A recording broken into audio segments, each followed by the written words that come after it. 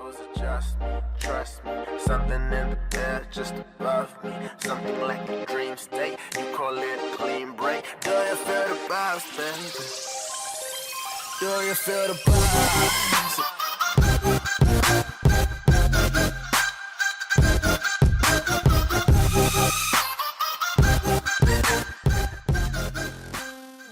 Hey, Expedition, now rocking with your boy KOR XKL, the last son of Planet Xbox, and you're listening to Super Podshots. I want to do something special. I want to reflect on our first big breakout interview, all thanks to Mr. Phil Spencer for giving us the opportunity, him coming on the show and chatting with us. There were some things that he said during that interview that a lot of people gloss over and they don't reflect on. But if you really look back at some of the things he said, they came to fruition this year. It may not have been so, I guess you could say, factual at the time, but subliminally, if you look at some of the things he said and you look at now, you look at 2016, you look at possibly 2017, he's kind of delivered on a lot of things that we spoke about in 2014. I want to reflect on that.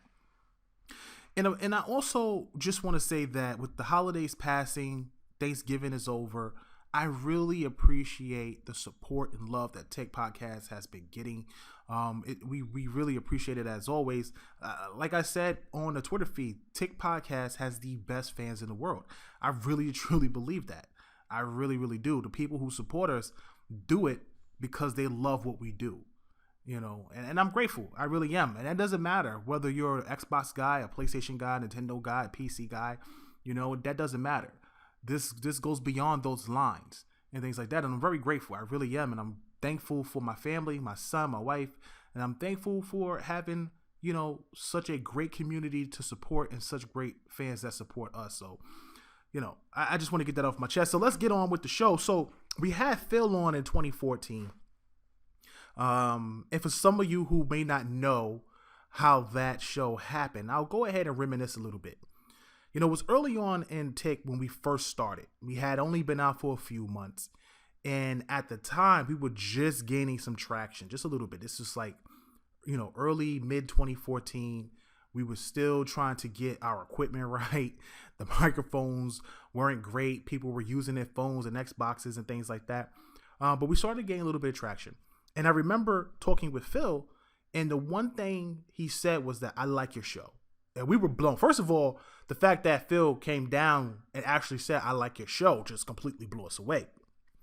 But what was really dope was that he said, I like your show, but I just want to give you guys some advice. And we were like, okay. He said, you know, once you get your transitions right and your audio fixed, you have something going. And that's pretty much what he said in a nutshell.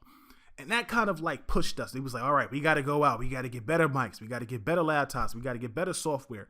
You know, we got to do better editing. It's like all these things that we knew that we had to do to get better. We started to make that transition.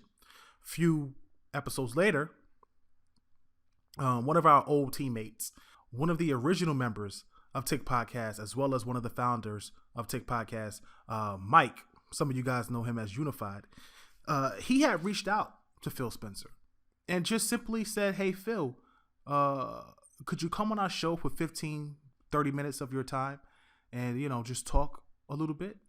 And he said, yeah. And it was really that simple. Now, I'm not trying to dog no other show whatsoever. Okay. I really am not. But I really feel like the approach that we took with the show, you know, is what really got Phil to come on in the first place, you know, and it had nothing to do with like trying to be more than what we were, you know.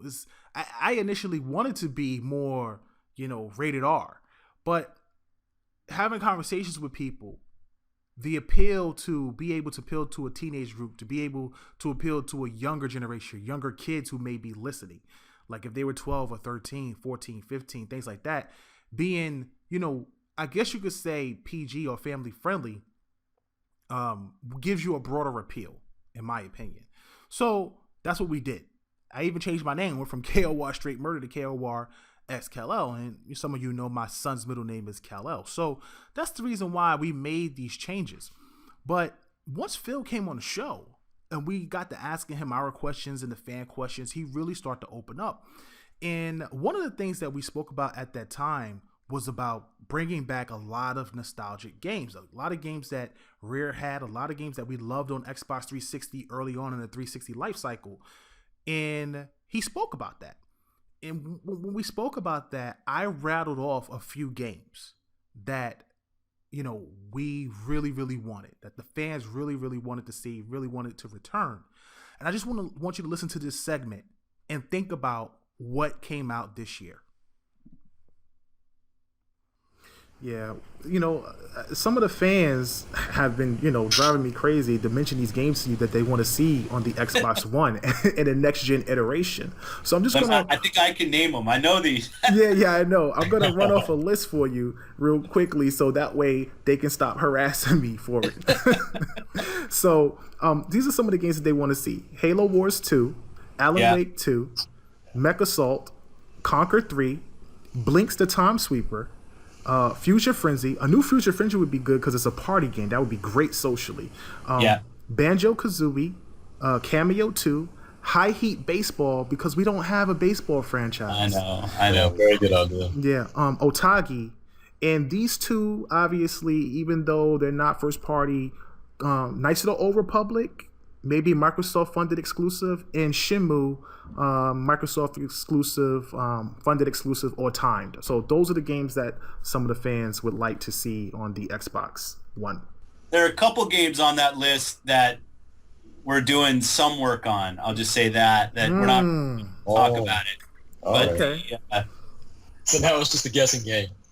No, I don't want that. I'm not. I'm just saying that people should know that we listen to the feedback. We have ideas, and there are franchises in our past that we think would be great to come again. So, we have the same sentiment here when we're sitting around playing games. And I still have my original Xbox, and I plug it in to play games every so often. That's why we end up with things like Phantom Dust. And so we're right there with people. And I've said this before. I mean, the one thing that I'm probably taking a little different approach on Xbox than some of the previous leaders is I'm really into investing in franchises that we own. Mm-hmm.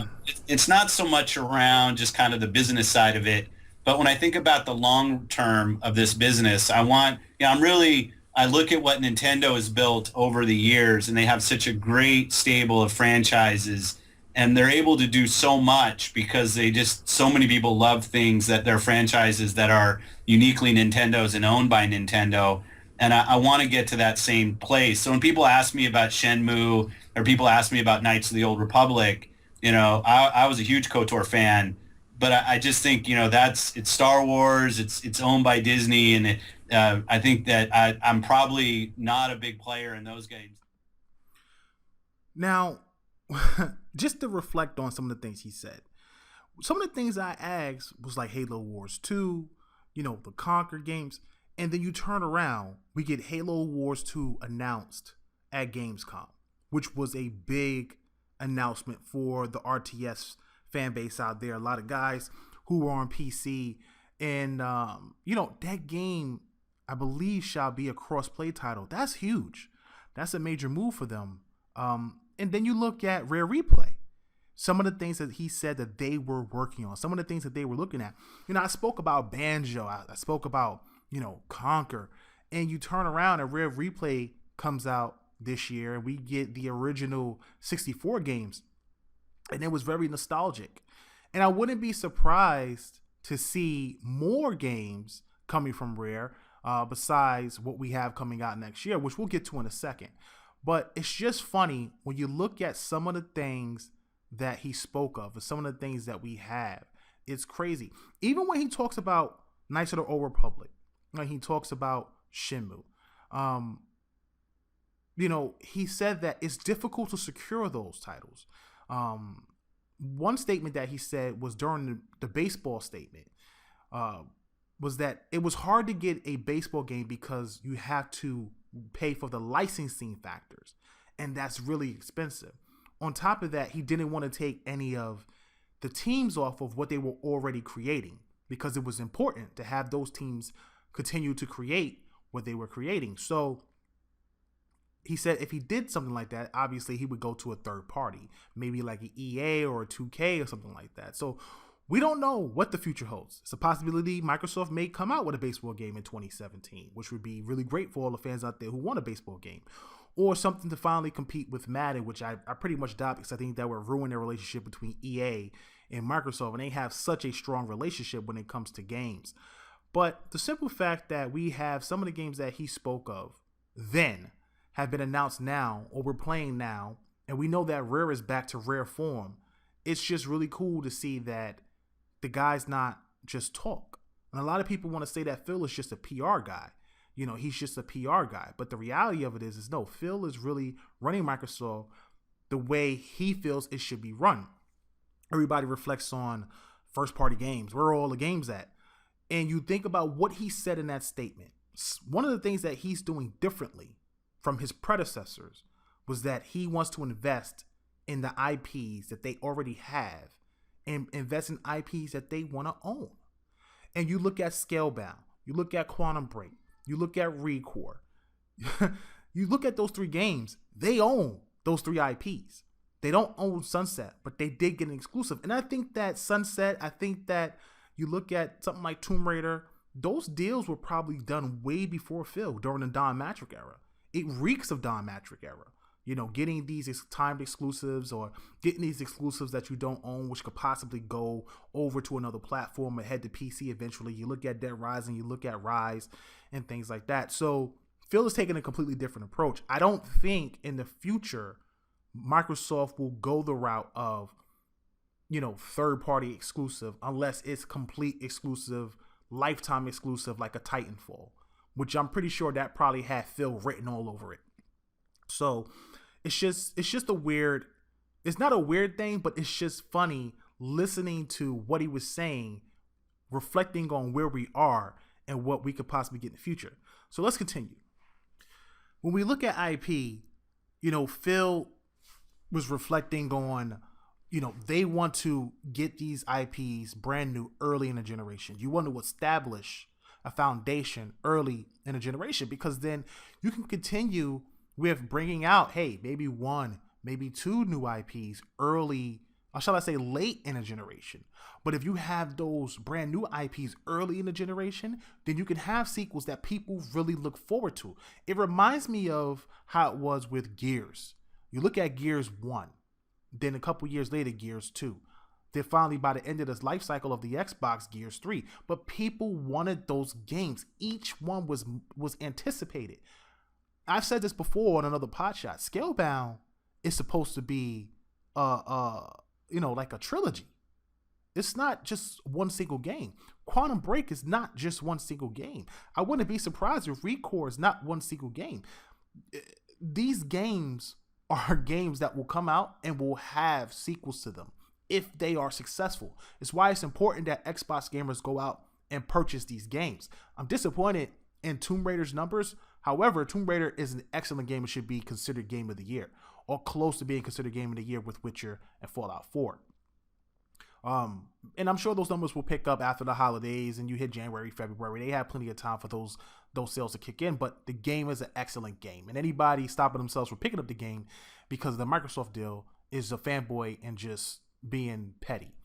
At the end of the day, though, Phil spoke about IP, and I'm going to let him talk and let you guys listen to what he had to say about those things.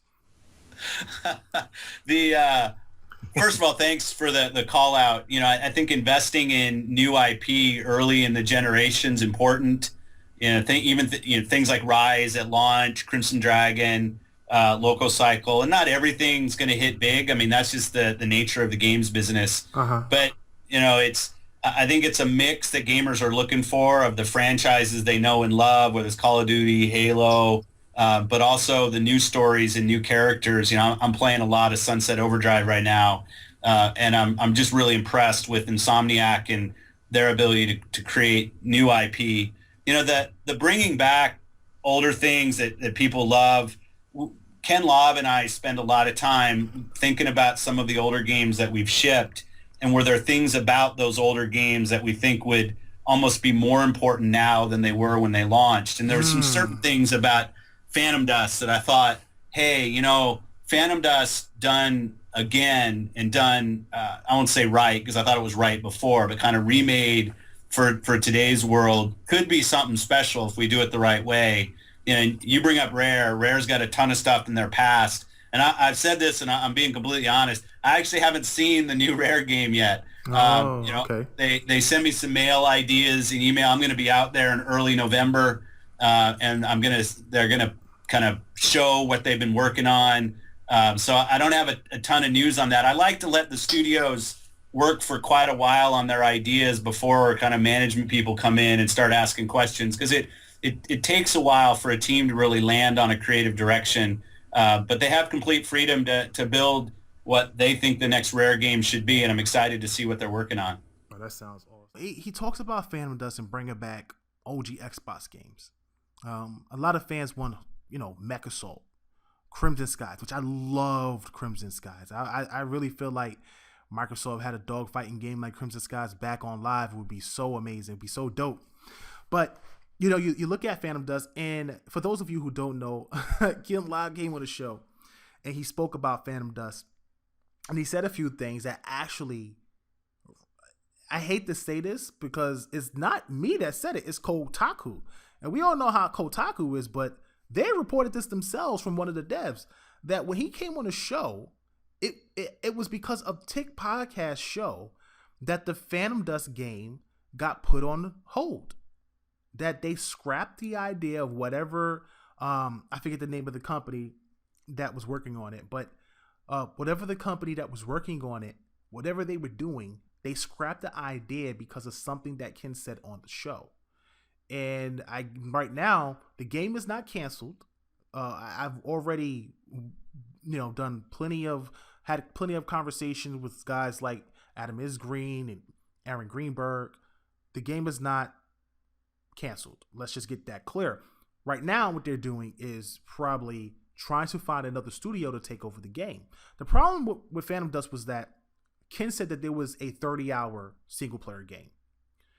But the guys that were developing the game had no clue of a single-player campaign. I think the single-player campaign that they were trying to create was more of a tutorial, not a 30-hour experience. And I think they were already messed up because they had the game and they wound up putting the game on the back burner because in December of 2014, they needed more funding to finish the game. Then they needed more funding again. And then to find out that, they needed to make a single player campaign, it just was too much. Whatever they were doing, somehow the production of the game did not go the way they wanted to. And unfortunately, that studio, when that game did not get production, wound up getting shut down. A lot of people lost their jobs. And that's sad. It's a sad situation. So I think right now with Phantom Dust, what they're trying to do is find the right developer, really make it into a JRPG, and see what direction it goes in. So then my man Phil reflects on Rare, and he talks about what they've been working on. And look, that's another new IP. Regardless if it's crossplay, it's exclusive to the Xbox One and Windows 10. And seeing a game like Sea of Thieves really lets you know that Rare is back. Rare has that, nostalgia. One of the original guys, one of the Mays brothers, is actually there working on Sea of Thieves. And that's great to know. And it's great to see. I can see Rare bringing back a new Banjo, bringing back a new Conquer. Like, they have the portfolio. They have the games. Jet Force Gemini can be brought back. There's so many games that we can, really get at a next-gen sequence. Like, almost every year or every other year, you can get a new platformer. They have that potential. And they have the freedom now to do whatever they want now that they're no longer, doing Connect games, which, by the way, they said they wanted to do. So I think it's really important just to look at what Microsoft is trying to provide under new leadership with Phil. And it's really cool to see. Now, one of the things you guys know about me is that I love RPGs, okay? I love JRPGs, Western RPGs, damn near any RPG. And it was really good to hear Phil talk about his love for RPGs and why staying in Japan is important. Let's have a listen. I know. I was on LO and Blue Dragon. I got both. In fact, I still have my my Japanese special edition Blue Dragon 360 with all the little figurines and all that. It was fun working on those games with Sakaguchi-san, and they're big investments. They're not big investments that necessarily directly pay off in how many units of the game you sell, but you think about the mark you make, and working with great Japanese studios, like I said, is something I want to be a part of, because I think it's important to global gaming. I just think Japanese studios have something unique to bring to gamers all over the world, and I want people to see what they create. Now, after hearing that, you have to then turn around and look at Scalebound, right? And this is just, it just absolutely just amazes me how much of this conversation reflects on what we are seeing and what we will get in the future. Scalebound is going to be, it's like one of the most anticipated games from one of the best developers in the business. Phantom Dust is also considered to be an RPG, though slightly different, more of like an arena battle RPG. But I wouldn't be surprised if Ken and them really reconsidered really going full JRPG, which could be another, Japanese title that's exclusive to the Xbox One, like going full AAA on it, and, having the game be a staple of the Microsoft franchise. And I have a really great feeling we will see another Lost Odyssey soon. We will see another Blue Dragon soon. And if we don't get those games, more than likely we may get them BC. If we don't get those games, we may get something from the Miss Walker studio. So I think that I don't expect them to be in the same league as PlayStation or Nintendo. Let's just get that clear. Any Xbox fan out there who's a real JRPG fan should not expect Microsoft to compete on any level with Sony and Nintendo in the JRPG space. They are just at such a disadvantage. It makes no sense. It's almost like, trying to fight Mike Tyson, in his hometown. It's like, it's not going to happen. It's like you're trying to beat him in Brooklyn. It's not going to happen. But what you can do is try to bring over a few JRPGs that's exclusive to your platform, that you can only get on that platform, and make sure that they're high quality. Make sure that they matter. Make sure that they're classics like a Lost Odyssey. I think if they do those things, the gamers who like those Japanese RPGs will fall in love with those exclusives on the Xbox One, because that's what we did on the original Xbox 360 with that, RPG renaissance that they had. So it's really important that, and I said this plenty of times, I think it's important that Phil and the Xbox team, bring over those games for diversity. And they've been doing that. And I think we'll see a lot of those in the future. And I'm looking forward to it. We already know about Kingdom Hearts. We already know about Final Fantasy, Scalebound. Obviously, they have Phantom Dust, which is on the back burner, but I'm sure eventually it will come to light.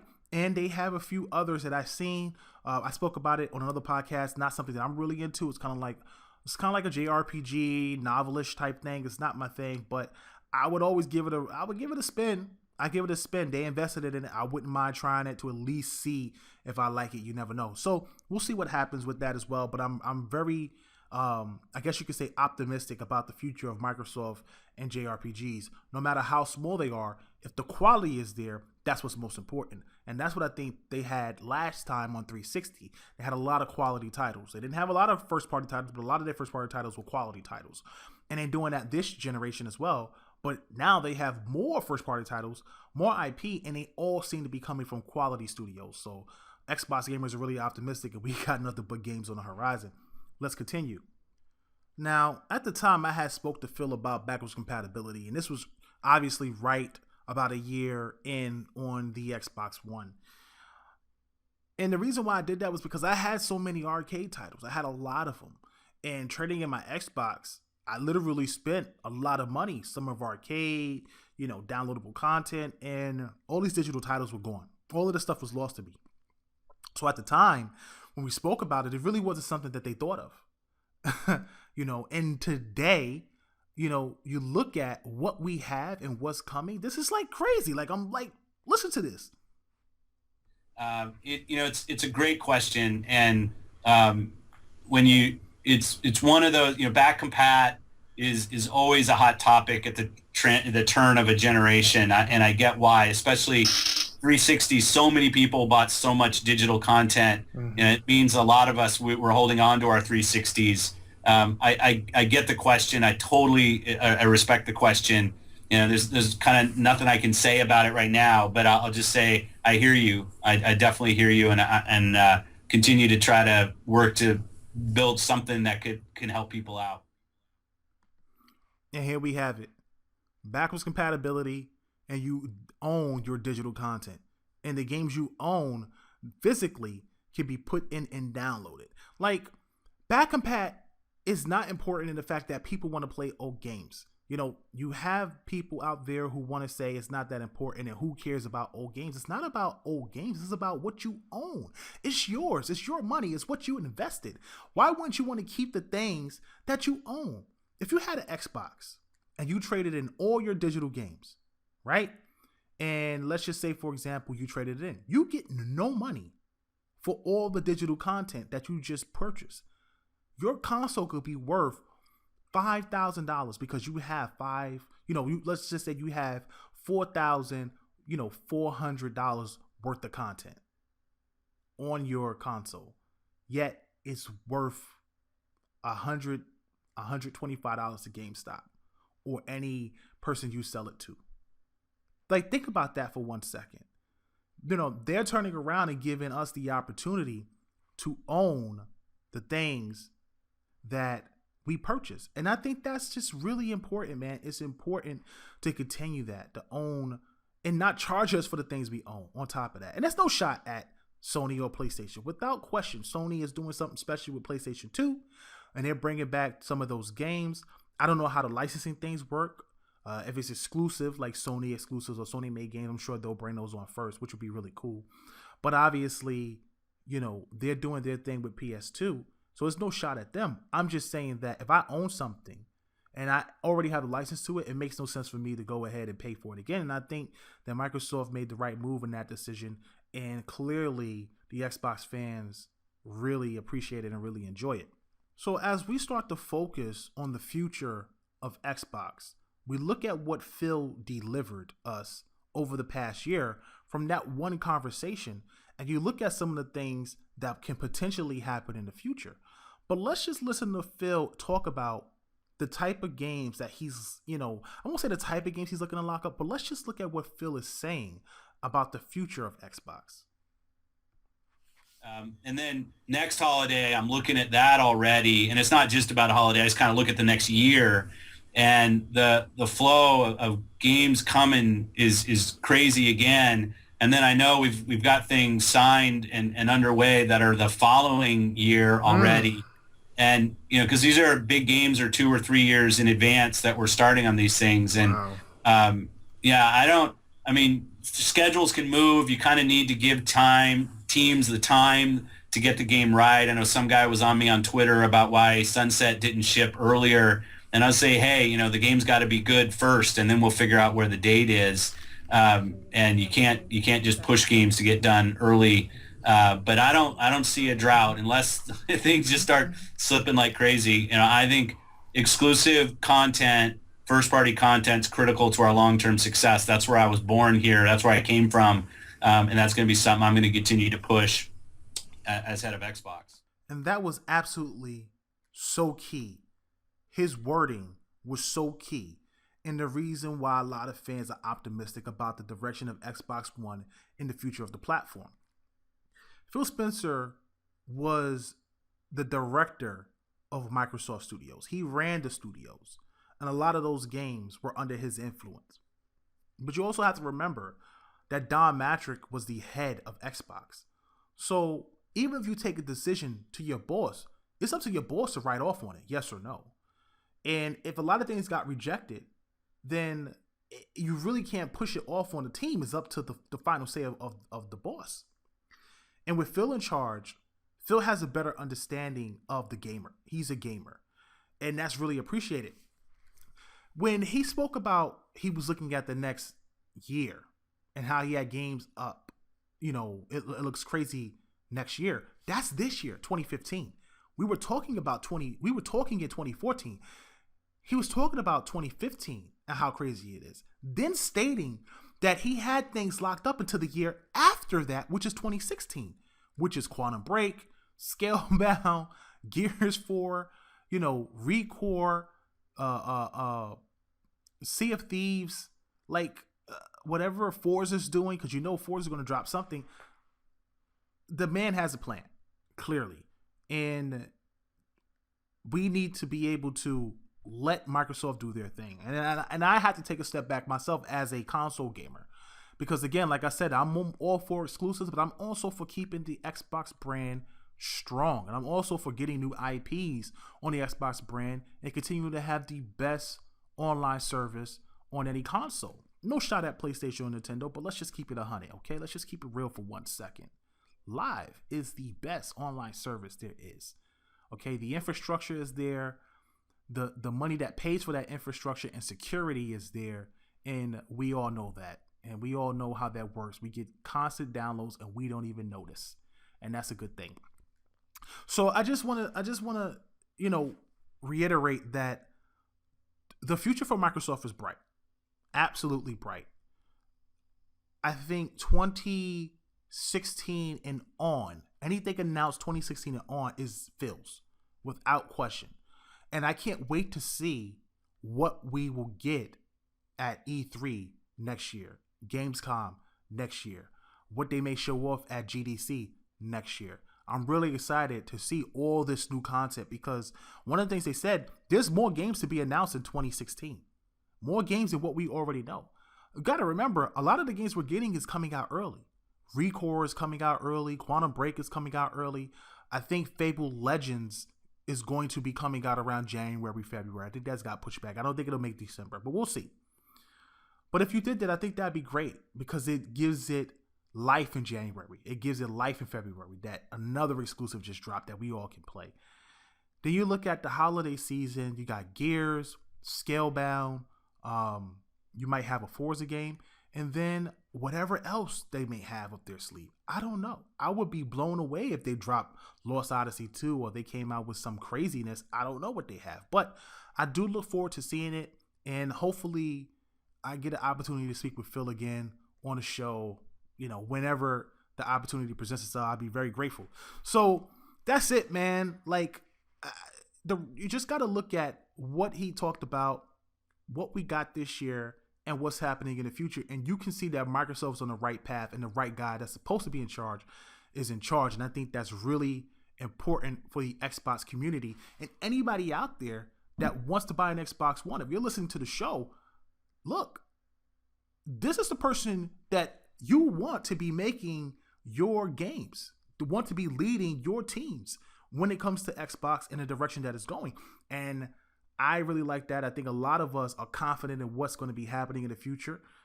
You look at the new Xbox One experience. We had Mike Ybarra on the show. We interviewed him. We spoke about that and the future of the things that they're going to be doing as a team. The possibility of having OG Xbox games.